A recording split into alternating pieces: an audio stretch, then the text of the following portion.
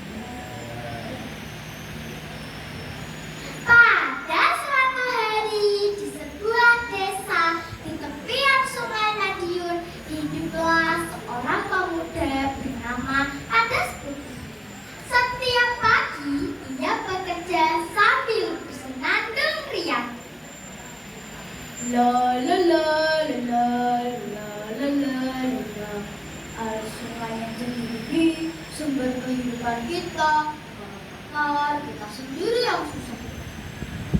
Tetes putih, mengapa setiap hari kamu bersihkan sungai?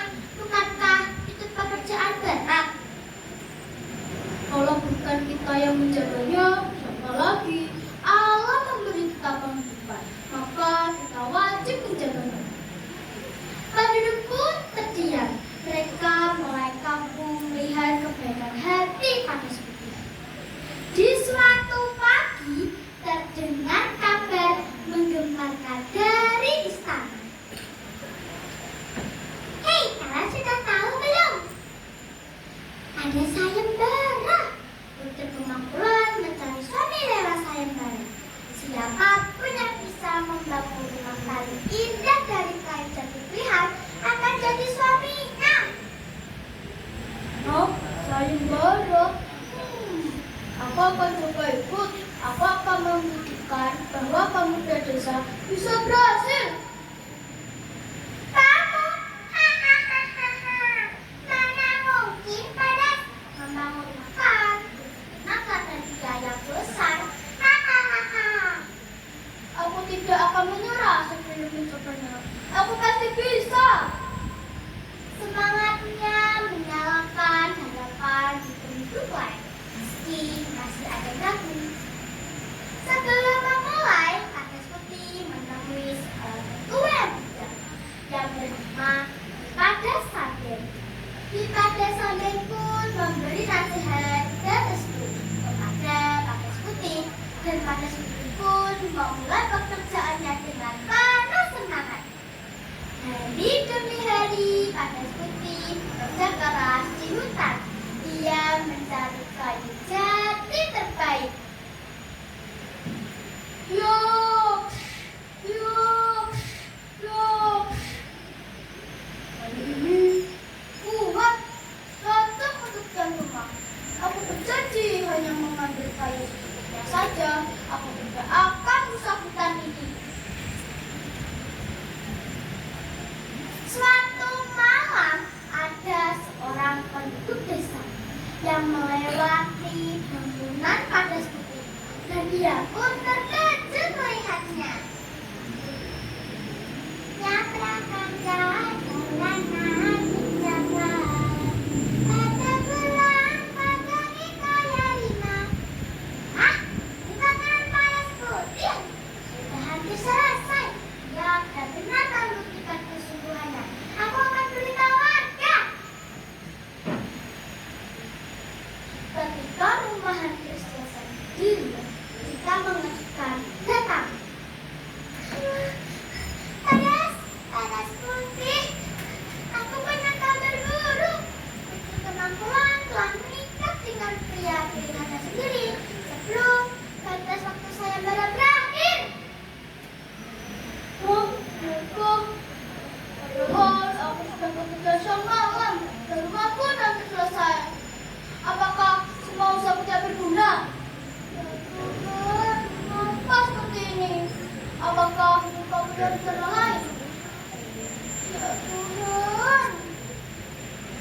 Pada sambil mendesak dengan langkah tenang.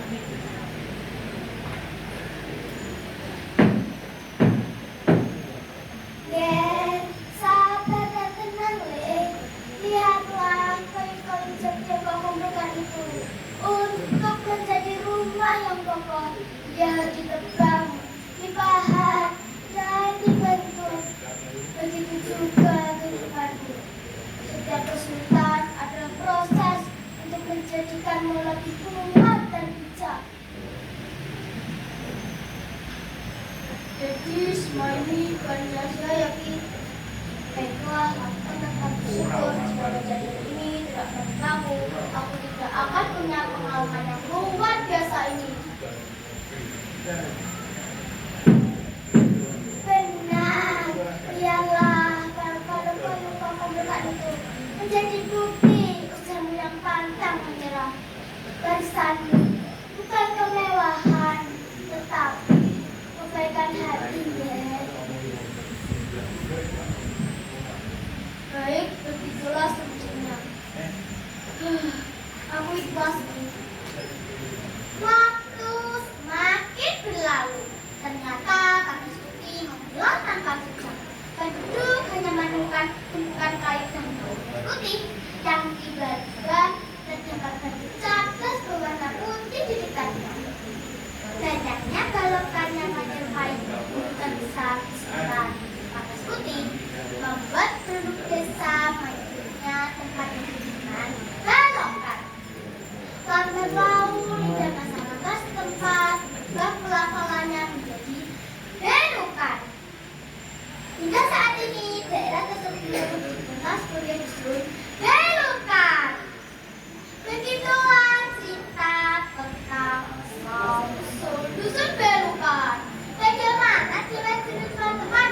Menarik bukan ceritanya? Menarik. Nih, untuk terakhir kali saya mau disuruh pantun ya. Jangan lupa bilang cakep ya. Iya. Pergi ke sungai melihat ikan sepat. Cakep. Tidak ditangkap, malah lepas. Cakep. Bukan sekedar keinginan didapat, namun Cakep. berjuang dalam ikhlas. Terima kasih. Yeay. Jika ada salah dan salah saya, mohon maaf ya. Wassalamualaikum warahmatullahi wabarakatuh. Waalaikumsalam warahmatullahi wabarakatuh. Sesha Kirana Aulia. Panggilannya apa? Aulia. Aulia. Oke, untung tanya. Tadi mau hampir panggil Sesha, ternyata salah. Aulia. Oke, Aulia. Kamu tinggalnya di desa ini? Ya. Oke, itu belukannya memang ada. Belukannya memang ada. Dibelokan ya. Ya. Adanya dibelokan gitu. Oke, cerita ini kamu menghafalkannya Sudah dikasih teksnya atau diceritain dulu sama Bu Guru? Diceritain dulu, Mhm. habis itu belajar Habis itu belajar. Berapa lama belajarnya? 1 bulan. 1 bulan. Oke, senang nggak Bu akan ceritainnya? Suka Bagian mana yang paling kamu suka dari cerita ini? yang penduduk yang cengkeh itu, Penduduk yang cantik itu yang mana tuh? Yang mana tuh? yang nyanyi. Yang nyanyi. Oh, yang tadi Yopro Konco ya. Soalnya mirip kamu ya itu ya. Oke, Sesa kan suka baca ya ini kayaknya ya. Bacanya apa aja? Baca buku terakhir apa ya? Terakhir lagi dibaca. Yang terakhir Misteri Sumur Tua. Misteri Sumur Tua. Seperti apa itu cerita? Ada sumur tua yang di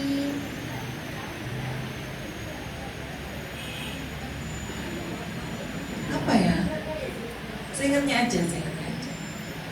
Sumur tuanya tuh kenapa? karena banyak orang yang biasanya lewat situ tiba-tiba ingin tahu ada itu. Nah itu tiba-tiba dia ada yang menolongnya terus dia jatuh, dia meninggal, terus besoknya nggak ada. Oh gitu. Kamu memang senang baca horor-horor gitu. Iya. Oh, itu bukunya dapat dari mana? Dari perpus ini. Oh, baca di perpus ini. Iya. Oh, nanti bisa dipinjam ya, Bu. Misteri Sumur Tua. Tahu nggak penulisnya siapa? Nggak tahu. Iya. Oke.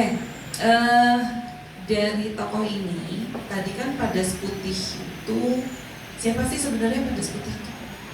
Padas Putih itu seorang pemuda yang rajin, ikhlas, sama menjaga lingkungan terutama sungai. Dia orang situ asli. Iya. Oh, oke. Tadi tuh dipikir waktu awal Padas Putih itu laki-laki apa perempuan? Oh, ternyata laki-laki. Oke, terus semangat ya berceritanya. Tadi pesannya kakek apa tadi terakhir itu? Pesan terakhirnya